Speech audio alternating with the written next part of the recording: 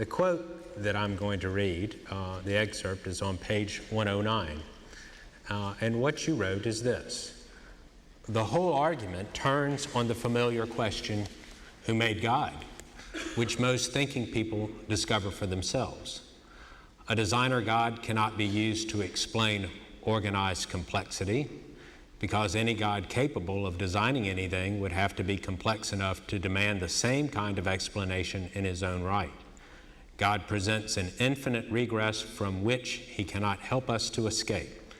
This argument, as I shall show in the next chapter, demonstrates that God, though not technically disprovable, is very, very improbable indeed. Design is dead, otherwise one must explain who designed the designer. Well, we skate over a lot when we say design is dead. I think probably John and I would agree that life is explained. Darwin explains life, and no serious scientist doubts that. So we go back to the previous, a rather more difficult stage in the understanding of where we come from, which is the origin of the universe itself. And that really is genuinely difficult. We don't know. We understand essentially biology, we don't understand cosmology. In a sense, we could say cosmology is waiting for its Darwin. John mentioned in the answer to the previous question the idea of the physical constants being finely tuned. And it's quite true that many scientists, many physicists maintain that the physical constants, the half dozen or so numbers that physicists have to simply assume in order to derive the rest of their understanding, just have to be assumed. You can't provide a rationale for why those numbers are there.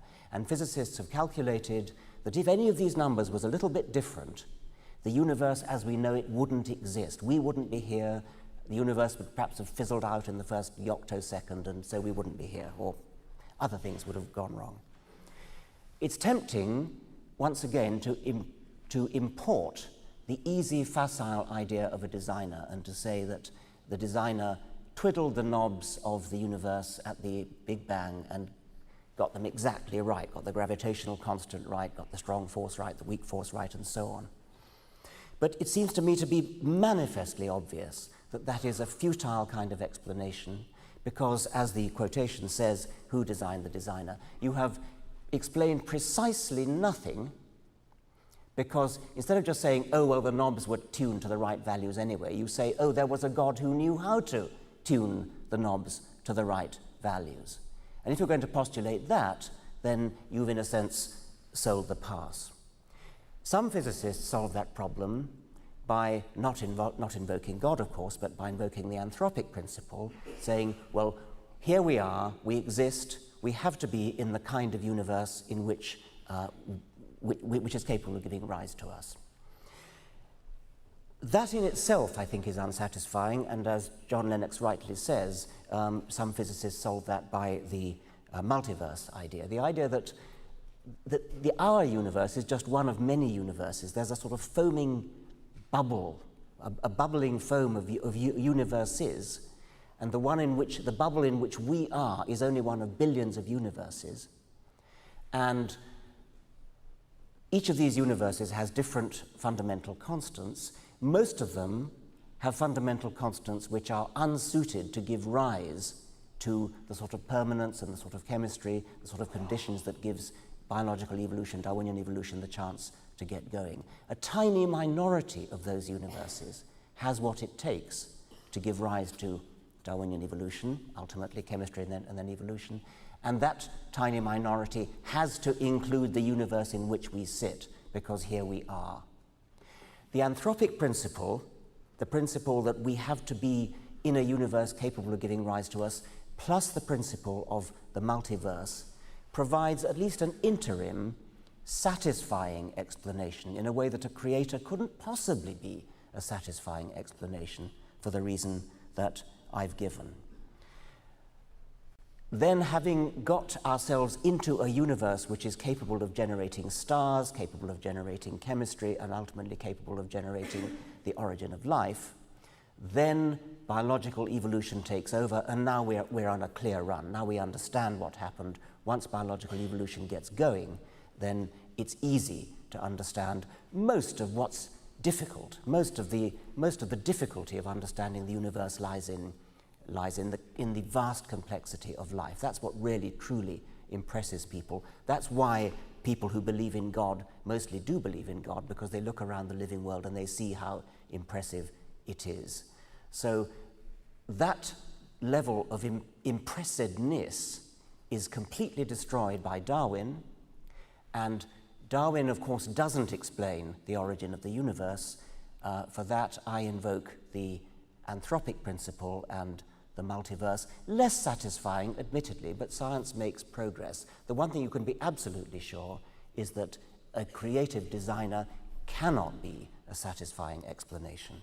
The anthropic principle, as you stated, Richard, I think is a complete truism.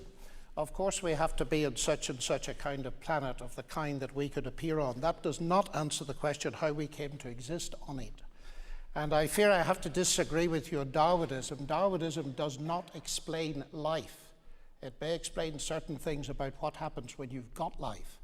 But evolution assumes the existence of a mutating replicator. It does not explain how that replicator came to exist in the first place. Now, that's a major discussion. I want to address the who designed the designer question, because it's the old schoolboy question, who created God? I'm actually very surprised to find it as a central argument in your book, because it assumes that God is created. And I'm not surprised, therefore, that you call the book The God Delusion, because created gods are by definition a delusion. Now, I know, and I ought to explain, that Richard doesn't like people who say to him that they don't believe in the God he doesn't believe in.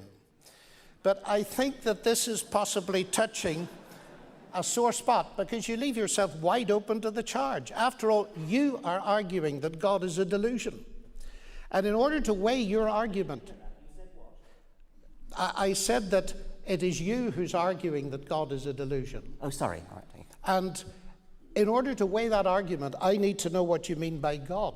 And if you say, if there is a God, you have to ask who created God, that means that you're reduced to thinking about created gods. Well, none of us believe in created gods, Jews, Muslims, or Christians. And I think that argument then is entirely beside the point, and perhaps you ought to put it on your shelf marked celestial teapots where it belongs. The God who created the universe, ladies and gentlemen, was not created.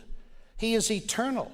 This is the fundamental distinction between God and the universe. It came to exist, he did not. And this is precisely the point the Christian apostle John makes at the beginning of his gospel. In the beginning was the Word. The Word already was. All things came to be by him. God is uncreated. The universe was created by him. Now, I don't know whether Richard has difficulty with the concept of the uncreated. I don't know, and I'd love to know whether he believes as a materialist that matter and energy and the laws of nature were always there, because if they were, he does believe in something eternal. So perhaps the difficulty lies in believing in an eternal person. But I want to probe deeper into this, because he suggested that introducing God would mean an end of science. God is no explanation, since by definition God is more complex than the thing you are explaining. Now, this he states as the central argument of his book. I would not have expected an argument like this from a scientist, because explanations in science themselves are usually in terms of increasing complexity. An apple falling is a simple event. The explanation in terms of Newton's law of gravitation is already stretching the minds of many people, but its explanation in terms of a warp in space-time is stretching the minds of the cleverest. Simplicity isn't the only criterion of truth. Let me give you an example. Suppose you're an archaeologist, and I'm exploring a cave with you, and you're a Chinese expert, and on this cave you see two scratches. And you say, human intelligence. And I say, pardon, they're just two scratches. And you say, but those are the Chinese character run, which means a human being. But I say, look, Richard, that's no explanation at all. You're postulating something as complex as a human brain to explain two scratches. That means that your explanation is more complex than the thing you're explaining. That's no explanation at all. Now, it seems to me that's exactly what you're saying in your book. The reason we can deduce something as sophisticated as human intelligence from two scratches on a cave wall is because they have a semiotic dimension. They carry meaning. Now, that fascinates me as a mathematician, because the reductionist is committed to deducing things that carry meaning, and I would include the DNA molecule among them, is committed to explaining those in terms of the basic materials. But as was pointed out a long time ago by a Nobel Prize winner, Roger Sperry, the meaning of the message is not going to be found in the physics and chemistry of the paper and ink. And it fascinated me too to see that you approved in your book of the physicists looking for a TOE, a theory of everything. But that's a theory where the buck stops. Incidentally, there is no hope for a TOE, as Stephen Hawking has said in 2004 on the basis of Gödel's mathematics and its application to physicists. So I'm interested that you were prepared, as I understand it, to agree that a TOE was a good thing in physics. It's perhaps you like a TOE, a toe, provided there's no God attached to it. Who created God? I mean, the word created was smuggled in by somebody else. I didn't, or maybe I did say who created God. That's not the point. The point is not whether God is a created thing or not. The point is this issue of simplicity, which you rightly went on to talk about. In order to understand the existence of complexity, we can't just postulate complexity. We have to go back to simplicity. Now, John used the illustration of an archaeologist, wasn't it, who found some scratches on a cave. And it was supposed to be a powerful argument that said, well, these scratches are very simple, but the person who did the scratching was complex. That's nothing to do with the argument I'm putting. The argument I'm putting is that if we're trying to explain complexity, we need some kind of an ultimate explanation for the existence of a complex object, an improbable object. Certainly, the scratches on the cave are simple, and certainly the human that made those scratches is complex. If you went to another planet and you found some scratches which indicated the existence of life, we would both postulate the existence of a complex living being, but we would both need an explanation for where that complex living being came from. And I put it to you that just to say it was always there, or it just happened, is precisely the kind of non-explanation which creationists accuse evolutionists of erecting. They say, how could an eye come about by sheer chance? Well, of course an eye couldn't come about by sheer chance. It has to come about by a gradual, incremental process from simple beginnings. Exactly the same is true of anything complex. And a God, you can't just duck the issue, you can't just evade the issue by saying God was always there. You still need an explanation. So it tells you nothing to say that the scratches on the wall are simple. And by the way, the idea that physics is complex because it's difficult, that's a confusion of the two meanings of the word simple. Simple meaning easy to understand, and certainly modern physics isn't too easy to understand, but there is a sense in which it's simple in the way that biology isn't. Now, I haven't got much time to deal with the I'll give you a couple of extra minutes. Well, no, sorry, I didn't mean to steal that. I'd dearly love to come back on the first one, Richard.